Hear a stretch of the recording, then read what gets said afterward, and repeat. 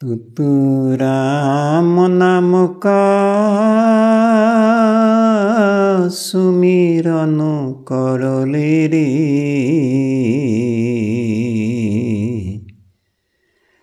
कहो जाने काल की जगत में खबर नहीं पल की ओ जगत में खबर नहीं पल की तुतुराम नाम का सुमिरन करो ले रे कहो जाने काल की जगत में खबर नहीं पल की ओ जगत में खबर नहीं पल की जब लगो हंसा रहे मंदिर में जब लगो हंसा रहे मंदिर में शोभा मंदिर की उड़ गया हंसा मंदिर सोना महाती जंगल की जगतों में खबर नहीं पल की कोरी कोरी माया जोरी कोरी कोरी माया जोरी बात करे चलकी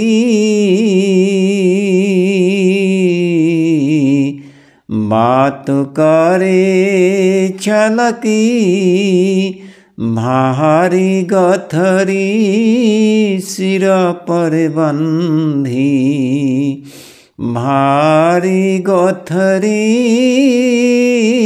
सिर पर बंधी कैसे हुई पलकी जगतों में खबर नहीं पल की तुतुराम नाम का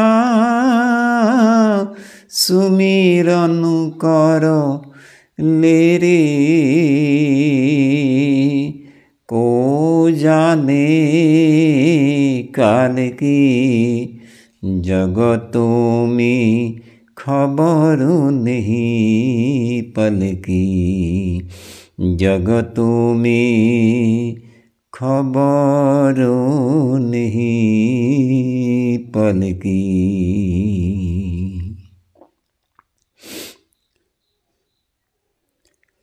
আজন্মৰ সেৱাৰ স্থলী বাপ বান্ধৱ প্ৰভু সমস্ত আই মাতৃবৃন্দ,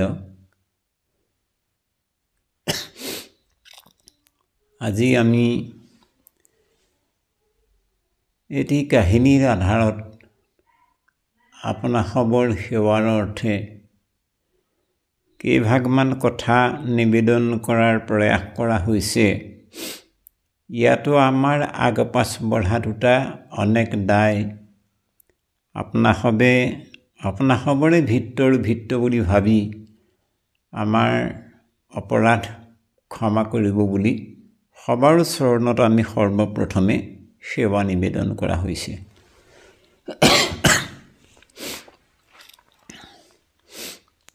প্ৰভু সমস্ত এসময়ত এজন বৰ প্ৰজাৰঞ্জক ৰজা আছিল। প্ৰজাৰ দুখ দুৰ্গতি অসুবিধা অথন্তৰৰ বুজি ল'বৰ কাৰণে ৰজাই কেতিয়াবা কেতিয়াবা ৰাজ পোছাক বৰ্জন কৰি এজন সামান্য দুখীয়া মানুহৰ পোছাক পৰিধান কৰি প্ৰজাবৰ্গৰ মাজত ৰাজ্যত পূব পশ্চিম উত্তৰ দক্ষিণ চৌদিশত প্ৰজাৰ দুখ দুৰ্গতিৰ বুজ ল'বৰ কাৰণে ৰজাই যাত্ৰা কৰে। এদিন ৰজাই এটা দিশত গৈ আছিল। গৈ থাকোঁতে 4জনমান উদণ্ড যুৱকে সেই ভিক্ষাৰীৰ ওপৰত যোৱা, যিজন ভিক্ষাৰী আৰু ৰজা নহয়, মানুহে ধৰিব নোৱাৰে যে এইজন ৰজা বুলি, এজন সামান্য ভিক্ষাৰী পথৰ পথিক বুলি বুজি উঠে। সেই মানুহজনক 4জন উদণ্ড যুৱকে আংভেটি ধৰিলে নহয় আৰু সুধিলে, তই ক'ত যোৱা? ভিক্ষাৰীজনে ক'লে যে মই এনেকৈ ইফালে যাম বুলি আহিছিলোঁ। তই কি আনিছা? মইতো একো অনা নাই। নাই কি আনিছা দি থৈ যোৱা, নহ'লে প্ৰাণ থৈ যাব লাগিব।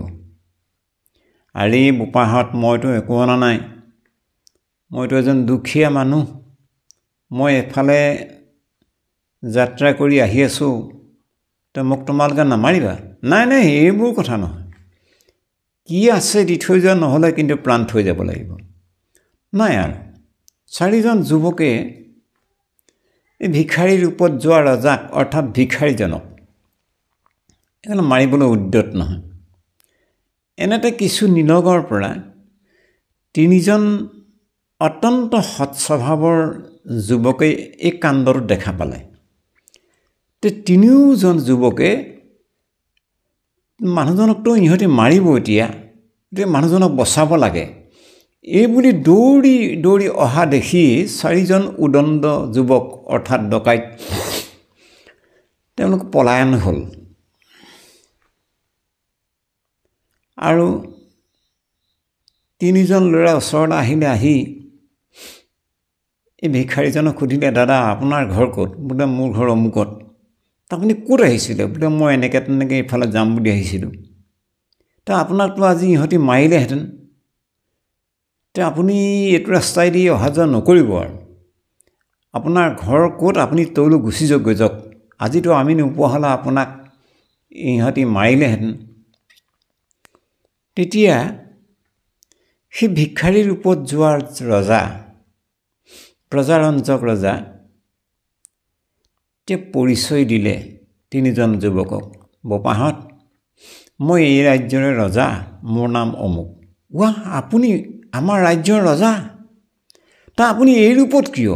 বোলে নহয়, মই এই ৰূপত এইকাৰণে অহা হৈছে যে মোৰ ৰাজ্যত কোনোবা দিশৰ যদি প্ৰজাই কিবা সংকটত পৰিছে, কিবা যদি দুখ দুৰ্গতি, কিবা যদি অকাল দুৰ্ভিক্ষত যদি ভুগিব লগা হৈছে, তেতিয়াহ'লে মই এই ৰূপত নাহিলেতো মই ৰজাৰ ৰূপত আহিলে মোকতো চবেই ভালেই আছোঁ বুলি কৈ দিব, সমস্যা একো নাই বুলিয়ে ক'ব।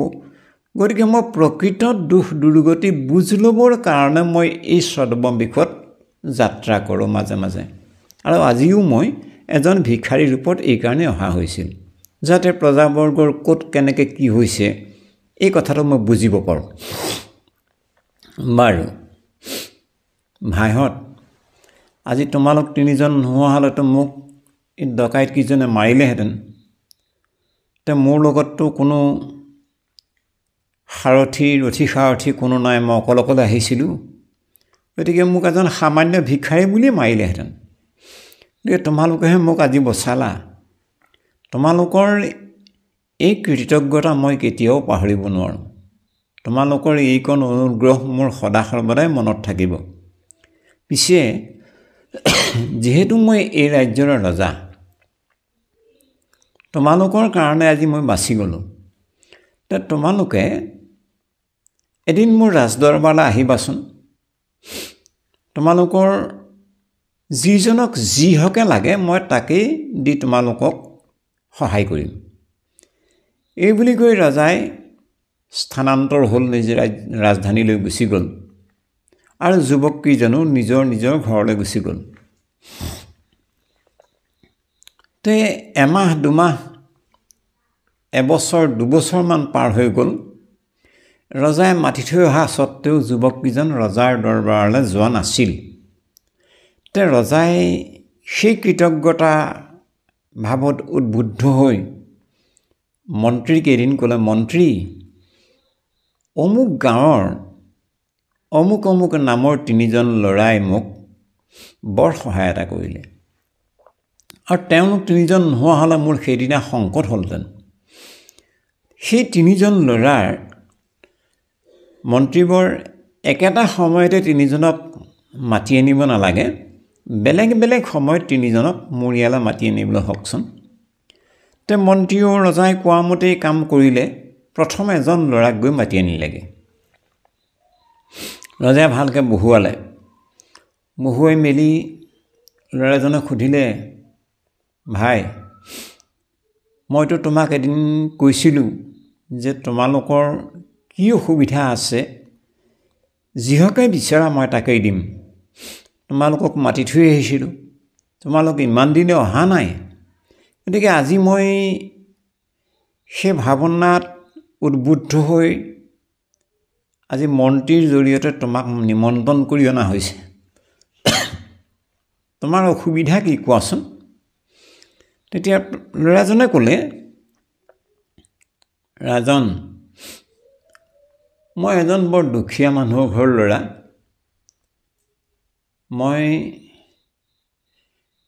আপুনি যদি অনুগ্ৰহ কৰি মোক ঘৰটো বনাই দিয়ে তেতিয়া মোৰ যথা সৰ্বস্ব হৈ যায়। তে ৰজাই সন্তোষ মনে মন্ত্ৰীক আজ্ঞা কৰিলে যে ল'ৰাজনৰ অতি সোনকালে ঘৰটো নিৰ্মাণ কৰিবলৈ হওক। তেওঁক বিদায় দিলে। 2 নম্বৰ ল'ৰাজনক মাতি আনিলে। ভালকৈ বহুৱাই মেলি খুৱাই মেলি আৰু ৰজাই পূৰ্বৰ দৰে সুধিলে, বোপা, তুমি কোৱাচোন তোমাক কি দিলে তোমাৰ সুবিধা হ'ব? তেতিয়া 2 নম্বৰ ল'ৰাজনে ক'লে, ৰাজন, ময়ো বৰ এজন দুখীয়া মানুহৰ ল'ৰা। মই কথমটি এই বজাৰ সমাৰ কৰি শাক পাচলি বেছি যেনে তেনে পৰিয়ালটো পোহপাল দি আছোঁ। গতিকে মই বৰ কষ্ট কৰি কান্ধত ভাৰ কৰি মই বজাৰলৈ নিব লগা বস্তুবোৰ ভাৰ পাতি নিব লগা হয়। ৰাস্তা পদূলিও বেয়া।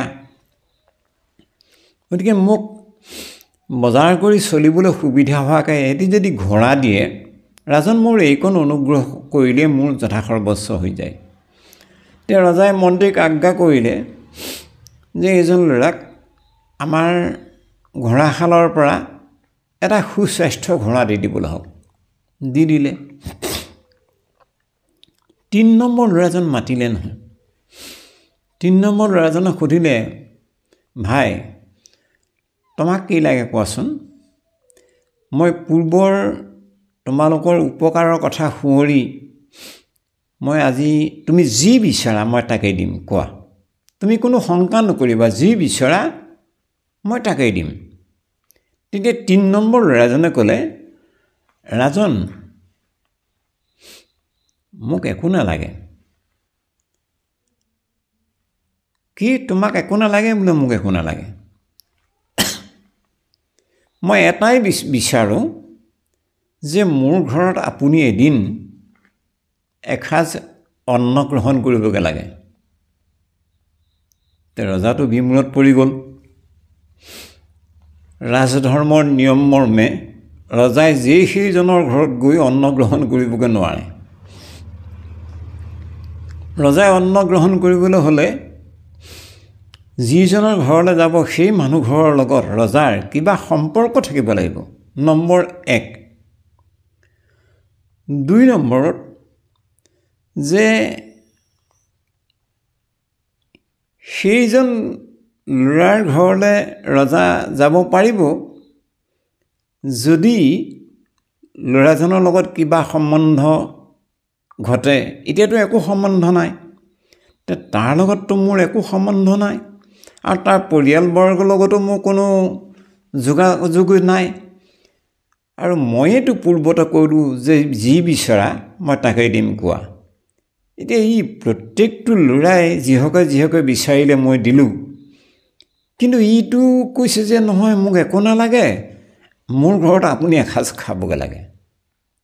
যে সমস্যাটো বৰ জটিল। মন্ত্ৰীক ৰজাই সুধিলে, মন্ত্ৰীবৰ কি কৰা যায়? ইয়াকতো মই কথা দিলোঁ যিহকে বিচাৰা তাকেই দিম বুলি, আৰু ই বিচাৰিছে তাৰ ঘৰত মই এসাঁজ অন্ন খাবগৈ লাগে। তেতিয়া মন্ত্ৰীয়ে ক'লে, ৰাজন, সত্য যদি ভ্ৰষ্ট হয় তাৰ নিচিনা পাপ নাই।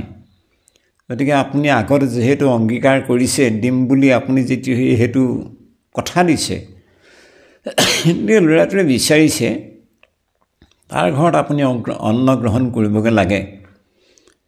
কিন্তু আপোনাৰ লগত ল'ৰাটোৰ কোনো সম্বন্ধ নাই, সেইটো শুদ্ধ কথা। কিন্তু এটা কাম কৰক ৰাজন, মোৰ পৰামৰ্শহে দিব বিচাৰিছোঁ। আপোনাৰ একেটি মাত্ৰ কন্যা, সেই ছোৱালীটিক যদি সেই ল'ৰাজনলৈ বিয়া দি দিয়ে, তেতিয়াহ'লে ল'ৰাজন আৰু আপোনাৰ মাজত জোঁৱাই শহুৰ সম্বন্ধ হ'ব। আৰু সম্বন্ধ হ'লে আপুনি জোঁৱায়েকৰ ঘৰত যি জোঁৱাই ঘৰত খাবগৈ পাৰিব। ঠিক আছে মন্ত্ৰীবৰ, সেই ল'ৰাটোলৈকে ছোৱালীজনী দিওঁ। সেই ল'ৰাটোৱে কেনেকৈ খুৱাবগৈ ছোৱালীজনীক? তাইতো মোৰ একমাত্ৰ এজনী ছোৱালী, তাই ইমান ৰাজকীয় পৰিৱেশত আছে, আমাৰ ৰাজ অট্টালিকা এনেকুৱা ধুনীয়া পৰিৱেশত আছে। গতিকে ছোৱালীজনী সেই মানুহ ঘৰতো অৱস্থা চাগে কিমান দুৰৱস্থা। সেইষাৰটো ক'লে মন্ত্ৰীয়ে, আপুনি এটা কাম কৰিব পাৰে, ছোৱালীজনী দিয়াৰ আগতে ল'ৰাটোৰ ঘৰ দুৱাৰ যদি বেয়া, তেতিয়াহ'লে ঘৰ দুৱাৰ বনাই দিলেই হ'ল। আপুনি ভালকৈ ইচ্ছা কৰিলেই আপুনি কৰিব পাৰে, ঘৰ দুৱাৰ ভালকৈ বনাই দিয়ক। ঠিক আছে বাৰু, ঘৰ দুৱাৰ বনাই দিওঁ। সেই মানুহ ঘৰলৈ যোৱা ৰাস্তা পদূলি বা কেনেকুৱা? তে মন্ত্ৰীয়ে ক'লে, ৰাস্তা পদূলি আপুনি ইচ্ছা কৰিলে নিৰ্মাণ কৰি দিব পৰা যাব। ঠিক আছে মন্ত্ৰী, মই ল'ৰাটোৰ ঘৰ দুৱাৰো বনাই দিম, সেই ল'ৰাটোলৈকে ছোৱালীজনীও দিওঁ। কিন্তু ইমান সুন্দৰকৈ মোৰ ৰাজভোগত জীৱন যাপন কৰি থকা ছোৱালীজনী যদি কালিলৈ কেইটামান পইচাৰ কাৰণে হাহাকাৰ কৰিব লগা হয়, তেতিয়া কি হ'ব? তে মন্ত্ৰীয়ে ক'লে, ৰাজন, এটাই উত্তম উপায় আছে। বোলে কি উপায়? ল'ৰাটোক আপোনাৰ যিমানবিলাক সৈন্যবল আছে সকলো সৈন্যবলৰ ওপৰত এজন মুখ্য সেনাধ্যক্ষ হিচাপে আপুনি নিয়োগ কৰি দিয়ক। আৰু মন্ত্ৰীৰ পৰামৰ্শ মৰ্মে ৰজাই সেই ল'ৰাটোক সৈন্যবলৰ ওপৰত এজন মুখ্য সেনাধ্যক্ষ হিচাপে এটি চাকৰিও দি দিলে। ল'ৰাটোৱে একো বিচৰা নাছিল যদিও ল'ৰাটোৰ ঘৰলৈ যোৱা ৰাস্তা পদূলি ভালকৈ বনাই দিলে। ল'ৰাটোৱে বিচৰা নাছিল, কেৱল এসাঁজ অন্ন খাবলৈহে মাতিছিল, কিন্তু ল'ৰাটোৰ ঘৰ দুৱাৰ ধুনীয়াকৈ বনাই দিলে। যদ্ৰুপ ৰাজ অট্টালিকা, ৰজাৰ অট্টালিকা যেনেকুৱা তেনেকুৱাকৈ বনাই দিলে। এইটো হ'ল কাহিনী। প্ৰভু সমস্ত আই মাতৃবৃন্দ, ঠিক তেনেধৰণে এই কাহিনীটোৰ দৰে আমি ঈশ্বৰ কৃষ্ণ ভগৱন্তৰ শ্ৰীচৰণত আমাৰ ভকতিও তেনেকুৱাই হ'ব লাগিব। কেনেকুৱা?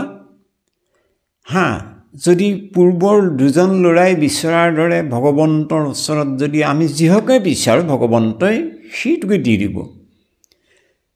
কিন্তু সেই ৩ নম্বৰ ল'ৰাটোৱে সেইটো কৰা নাই যে ৰজাক বিচাৰিলে, অৰ্থাৎ ৰজাক নিমন্ত্ৰণ দিলে ল'ৰাটোৰ গৃহলৈ। ঠিক তেনেধৰণে আপোনাৰ মোৰ সাংসাৰিক জীৱনত আমি প্ৰত্যেকজন ব্যক্তি আই বাপে আমি সংসাৰী মানুহ। গতিকে আমাৰ গৃহলৈ আমি ঈশ্বৰ কৃষ্ণ ভগৱন্তকহে আগমন ঘটাব লাগিব। ভগৱন্তৰ পৰা আমি অন্য কিবা বিচাৰিব লগা একো দৰকাৰ নাই, বিচাৰিব নালাগে। যিজন ল'ৰাই একো বিচৰা নাছিল, চব পালে, ছোৱালীও পালে, ঘৰ দুৱাৰো পালে, ৰাস্তা পদূলিও পালে, চাকৰিও পালে। ঠিক তেনেধৰণে আপুনি আমি ভগৱন্তক যদি অকণমান দিব পাৰোঁ, ভগৱন্তৰ আমি কিন্তু দিব লাগিব। কিবা নহয় কিবা এটা আমি ভগৱন্তক দিব লাগিব। ভগৱন্তক কি দিম? আৰে ভগৱন্তৰ ওচৰত কিবা বস্তুৰ কম আছে নেকি? নহয়। ভগৱন্তৰ ওচৰত সোণৰ কম আছে নেকি? নহয়।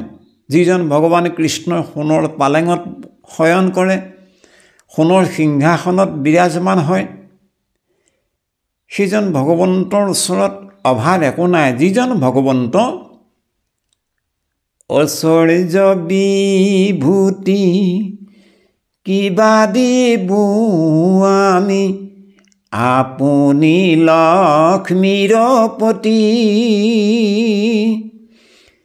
কিবা স্তুতি নতি কৰিব তোমাক, যাৰ ভাৰ্যা সৰস্বতী। ভগৱন্তক আমি দিব লগা কি আছে? যাৰ পত্নী, যাৰ অৰ্ধাংগিনী স্বয়ং লক্ষ্মী। ভগৱন্তৰ ওচৰত ভগৱন্তই ভকতৰ পৰা এভাগেই বস্তু বিচাৰে, ভকতি। ভগৱন্তক আমি যদি অকণমান ভক্তি দিব পাৰোঁ, তেতিয়াহ'লে ৰজাৰ ওচৰত একো নিবিচৰাকৈ ৰজাক মাত্ৰ এসাঁজ অন্ন খাবলৈহে আহ্বান কৰিছিল, অকণমান অন্নহে দিব বিচাৰিছিল। আমিও যদি ভগৱন্তক অকণমান ভক্তি নিবেদন কৰিব পাৰোঁ, তেতিয়াহ'লে সেই ৰজাই ল'ৰাটোক সৰ্বতো প্ৰকাৰৰ সম্পূৰণ কৰি দিয়াৰ দৰে ভগৱান কৃষ্ণইও ভগতিৰ প্ৰভাৱত আপোনাৰ মোৰ জীৱনত সৰ্বসংকটত সৰ্বতক্ষণতে ভগৱন্তই আপোনাক মোক কৃপা কৰিবৰ কাৰণে আকুলিত হৈ আহিব। ভগৱান কৃষ্ণ আমি কেইটামান বস্তু কিন্তু মনত ৰাখিব লাগিব। ভগৱন্তৰ দুখানি চৰণত নিবেদন কৰিব বিচৰা ভক্তি কিন্তু অব্যভিচাৰী ভক্তি হ'ব লাগিব। ল'ৰাজনে ৰজাৰ ওচৰলৈ আহিল, ৰজাক গৃহলৈ নিমন্ত্ৰণ দিলে। ঠিক আপুনি আপোনাৰ মোৰ গৃহতো ভগৱন্ত বস্তু আগমন ঘটাব লাগিব। আৰু ভগৱন্তৰ আগমন হ'বলৈ হ'লে আপুনি বা আমি সমস্তজনে ভগৱন্তৰ দুখানি পাদপদ্মত আমাৰ সুদীৰ্ঘ বিশ্বাসে শৰণ, অব্যভিচাৰী শৰণ হ'ব লাগিব। আমি শৰণ লৈছোঁ আৰু ভগৱন্তক ভক্তিও কৰিছোঁ, কিন্তু আমাৰ ভক্তিত ব্যভিচাৰ লগ্ন হৈ স্বাভাৱিকতে এইটোৱেই হ'ল মস্কিল। কি ব্যভিচাৰ সোমাই? ৰাম ভকতিৰ ফল ভক্তি তেজি তুষাৰ, বাঞ্ছে মুক্তি জানা সেই ফল ব্যভিচাৰ।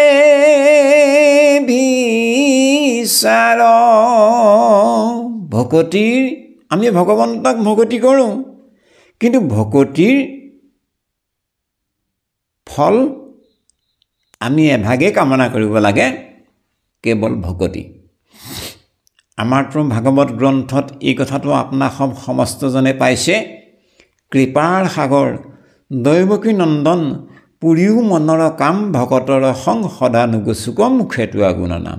অৰ্থাৎ ভগৱন্তৰ ভকতসকলৰ সংগেহে আমাৰ কাম্য হ'ব লাগিব, ভগৱন্তৰ নামহে আমাৰ শ্ৰীমুখত বিৰাজমান হ'ব লাগিব। এইটোৱেই হ'ব ভকতৰ কামনা। গতিকে এইটোকে নকৰি আমি কি কৰোঁ? ভকতিৰ ফল ভক্তি অৰ্থাৎ নাম তেজি, যিটো নেকি সাৰ। কোনটো সাৰ? ভগৱন্তৰ আশ্ৰয় সাৰ, ভগৱন্তৰ ভক্তিৰ সাৰ। ভকতিৰ ফল ভক্তি তেজি যিটো সাৰ, বাঞ্ছে মুক্তি, ধন জন ঐশ্বৰ্য বিভূতি, ঘৰ দুৱাৰ, মান মৰ্যাদা, এইবিলাকৰ কাৰণে ভগৱন্তৰ ভক্তিক আমি ব্যৱহাৰ কৰাটোতে আমাৰ ভক্তিত ব্যভিচাৰ লগ্ন হৈ যায়। সেই কথাটো আমি কিন্তু সাৱধান হ'ব লাগিব। গতিকে যিটো ল'ৰাই কোনো বিচৰা নাছিল, কেৱল ভগৱন্তক এমুঠি অন্ন দিয়াৰ কথাহে ভাবিছিল, যাৰ কাৰণে নেকি ল'ৰাটোৱে যথাসৰ্বস্ব লাভ হৈ গ'ল, ঠিক তেনেধৰণে আমি ভগৱন্তক অকণমান ভক্তি যদি দিব পাৰোঁ, ভগৱন্তৰ চৰণত সুদৃঢ় বিশ্বাসেৰে অব্যভিচাৰভাৱে যদি আমি শৰণ গ্ৰহণ কৰিব পাৰোঁ, তেতিয়াহ'লে ভগৱন্তই আপোনাক মোক সৰ্বতো প্ৰকাৰে কৃপা কৰিব। এতিয়া শৰণো ব্যভিচাৰ হয়, সেইকাৰণে অব্যভিচাৰ শৰণ ৰক্ষিত হ'বৰ কাৰণে আমি যত্নপৰ হ'ব লাগিব। ৰাম কৃষ্ণক ভজিয়া যদি আনক বাঞ্ছয়, শৰণ ব্যভিচাৰ বুলি জানিবা নিশ্চয়। ঈশ্বৰ কৃষ্ণ ভগৱন্তৰ চৰণত আমি শৰণ লৈছোঁ, কিন্তু আন কথাবোৰো যেনেকৈ বোলে নহয় কি বোলে দুৰ্গা পূজা আহিল, বোলে কালী পূজা আহে, বোলে নহয় বিশ্বকৰ্মা পূজা আহে, বোলে অন্য কিবা এটা আহে, এনেকুৱা ধৰণৰ যদি কথাবিলাকত যদি কামনা হ'ল বা বাঞ্ছা হ'ল, তেতিয়াহ'লে আমাৰ শৰণ ব্যভিচাৰ হৈ যায়। সেইকাৰণে আমি এই কথাবোৰত সদায় সতৰ্ক হ'ব লাগিব। আমি অকণমান ভগৱন্তৰ কাৰণে যদি ভক্তি, অব্যভিচাৰী ভক্তি নিবেদন কৰিব পাৰোঁ, অব্যভিচাৰী শৰণ যদি আমি ৰক্ষিত কৰিব পাৰোঁ, ৰাখিব পাৰোঁ, তেতিয়াহ'লে ভগৱন্ত বস্তুৱে আপোনাক কৃপা কৰিবই। এতিয়া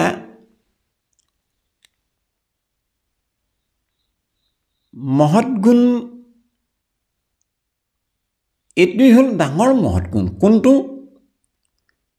ঈশ্বৰ কৃষ্ণ ভগৱন্তৰ আশ্ৰয় যদি শৰণ অব্যভিচাৰভাৱে ৰখা আৰু ভগৱন্তৰ ভগতি কোনো কামনা নোহোৱাকৈ নিষ্কাম ভাৱনাৰে কৰা, অহৰহ এই কথাটোত তৎপৰ হৈ থকা, ইয়াৰ নাম এই হ'ল মহৎ গুণ। সেইকাৰণে শাস্ত্ৰই এই কথাটো কৈছে, মহন্ত কাক বোলে এই সম্পৰ্কত কৈছে, ৰাম মহৎ শব্দে মহৎ গুণ পৰমাৰ্থ তত্ত্ব, ইহাত পাৰ্গত ভৈলে বোলয় মহন্ত। এতিয়া মহন্ত শব্দটো আমাৰ কোনসকলে মহন্ত বুলি লিখে? যিসকলে কোনোবা মহন্ত কুলত জন্ম হ'ল কাৰণে মহন্ত উপাধি লিখে। কিন্তু ভাগৱতে শাস্ত্ৰই কোনসকলক মহন্ত বুলি কৈছে? যেনিবা কোনোবা এজনৰ মহন্ত কুলত জন্ম হ'লেই, কিন্তু এটাও মহৎ গুণ নিজৰ বাস্তৱ জীৱনত প্ৰয়োগ কৰা নাই, নিজৰ আচৰণ বিধিত অকণো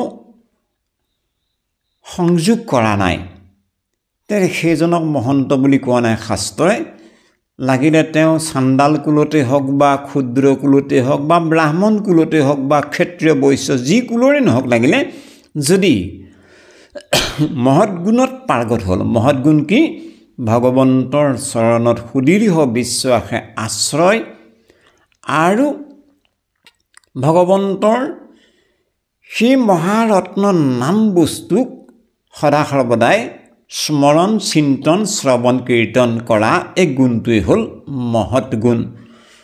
ইহাত পাৰ্গত ভৈলে, সুদৃঢ় বিশ্বাসে অব্যভিচাৰভাৱে শৰণক ৰক্ষা কৰিবলৈ যত্ন কৰা, সদা সৰ্বদাই সুদৃঢ় বিশ্বাসে ভগৱন্ত বস্তুৰ নামত আধাৰিত হৈ নামৰ জৰিয়তে এই দেহৰূপী নৌকাখন চলাই নিবলৈ যত্নপৰ হোৱা, ইয়াৰ নাম হ'ল পাৰ্গত। অৰ্থাৎ মহৎ শব্দে মহৎ গুণ মানে ঈশ্বৰ কৃষ্ণ ভগৱন্ত বস্তুৰ নাম, ভগৱন্ত বস্তুৰ আশ্ৰয়। মহৎ গুণ পৰমাৰ্থ তত্ত্ব। পৰমাৰ্থ কাক কোৱা যায়? নামঘোষা গ্ৰন্থত বঢ়াৰপুৰ মাধৱ গুৰুজনে কি বুলি ক'লে? পৰমাৰ্থ মানে কি?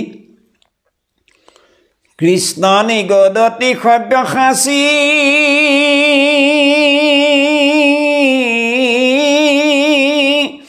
পৰমাৰ্থ তত্ত্ব লৈও বাচি সুদীৰ্ঘ বিশ্বাসে শৰণ লৈও আমাত মোতে মাত্ৰ সদা দিয়া চিত গায়ো মোৰ গুণ নাম গীত সকল শাস্ত্ৰৰ কহিলো সাৰ সাক্ষাৎ। মন কৰকচোন, কৃষ্ণ নিগদতি সব্যসাচী, ভগৱান কৃষ্ণই অৰ্জুনক ক'লে পৰমাৰ্থ তত্ত্ব লৈও বাচি। কেৱল পৰমাৰ্থ তত্ত্ব অৰ্জুনকহে কৈছে সেইটো কথা নহয়। আপুনি আমি সমস্তজন অৰ্জুনৰ নিচিনাই আমি সমস্তজনক অৰ্জুনৰ ৰূপত বঢ়াৰপুৰ কৃপালু গুৰুজনে প্ৰকাশ কৰিছে।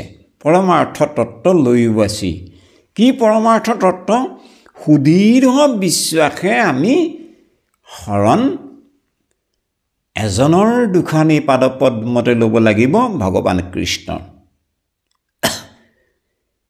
কহিলো তোমাক তত্ত্ববাণী সুখে পাইবা মোক মহামানী। হে অৰ্জুন, মই তোমাক তত্ত্ববাণী তত্ত্বৰূপত মই তোমাক কৈছোঁ, পৰমাৰ্থ তত্ত্ব মই তোমাক প্ৰকাশ কৰি কৈছোঁ। মোতে মাত্ৰ সদা দিয়া চিত গায়ো মোৰ গুণ নাম গীত সকলো শাস্ত্ৰৰ কহিলো সাৰ সাক্ষাৎ। কেৱল মোৰ মতেই নহয়, সেই সখা সমস্ত ভাগৱত গীতা পুৰাণ ভাৰত ৰামায়ণ সকলো গ্ৰন্থৰ সাৰ ভগৱন্তৰ ভকতি। এই ভগৱন্তৰ ভকতিত ৰত হোৱা, ভগৱন্তৰ দুখানি চৰণত সুদীৰ্ঘ বিশ্বাসে শৰণ গ্ৰহণ কৰা আৰু এই শৰণক কোনোদিন ব্যভিচাৰ হ'বলৈ নিদিয়া, ভকতিক কোনোদিন ব্যভিচাৰ হ'বলৈ নিদিয়া, ইয়াত যাৰা সমস্ত অৰ্হতা আছে তাৰা সমস্তকে, যাৰ পাৰ্গতালী আছে শৰণত, যাৰ পাৰ্গতালী আছে ভকতিত, তাৰা সমস্তকে মহন্ত বুলি আমাৰ শাস্ত্ৰই আমাক কৃপা কৰিছে। প্ৰভু সমস্ত আই মাতৃবৃন্দ, আমি পূৰ্বতে যিভাগ কাহিনী আধাৰত কথাখিনি অনা হ'ল, সেই কাহিনী ভাগৰ ৩ নম্বৰ ল'ৰাজনে যিদৰে সেই ৰজাজনক একো বিচৰা নাই, কেৱল দিবহে বিচাৰিল এমুঠি অন্ন, ঠিক তেনেকৈ আপুনি আমি যিমান পৰিমাণে ভগৱন্তৰ দুখানি চৰণত ভগৱন্তৰে ভকতিক নিবেদন কৰিব পাৰিম, অকণমান যদি ভগৱন্তৰ ভকতি ভগৱন্তৰ অৰ্থে নিবেদন কৰিব পৰা যায়, তেতিয়াহ'লে ভগৱন্ত বস্তুৱে আমাৰ প্ৰয়োজনীয় সকলোবোৰ কথা ভগৱন্তই দায়িত্ব বহন কৰিবলৈ সদায় প্ৰস্তুত। ভগৱান কৃষ্ণই কি বুলি ক'লে? অনন্যা চিন্তয়ন্তু মাম ये जनाः परुपाचते तेषां नित्यभियोक्तानां योगक्षेममवहाम्यहम्। अनन्या चिन्तयन्तु मां ये जनाः परुपाचते तेषां नित्यभियोक्तानां योगक्षेममवहाम्यहम्।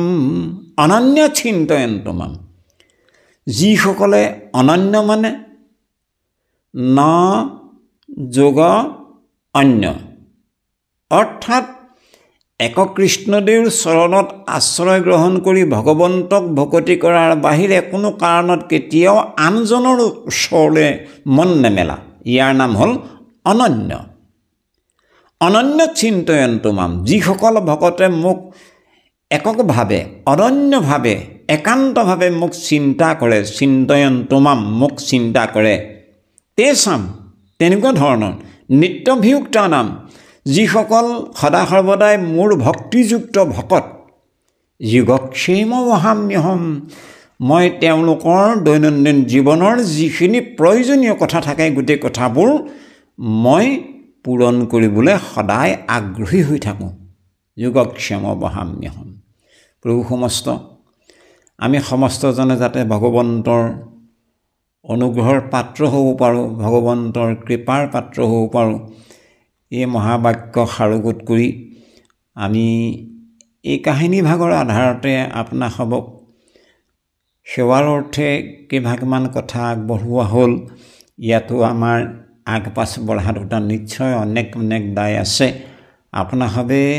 আপোনাসবৰে ভিতৰ বুলি ভাবি আমাৰ দায় মাৰ্জনা কৰিবৰ কাৰণে পুনৰ সবাৰ চৰণত আমি সেৱা ধৰা হ'ল। কৃষ্ণ কৃষ্ণ কৃষ্ণ।